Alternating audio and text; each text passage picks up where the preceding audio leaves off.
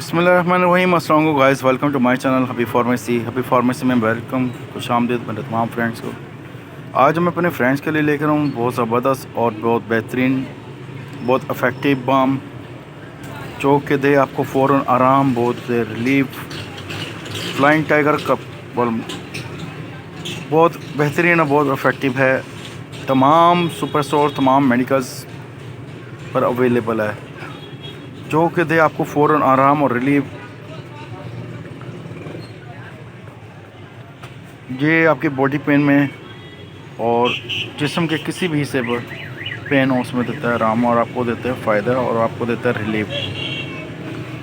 हमारा काम है आपको मेडिसिन के बारे में इंफॉर्मेशन देना। आपका काम है जब भी मेडिसिन का इस्तेमाल करना है तो डॉक्टर से कंसल्ट करना है।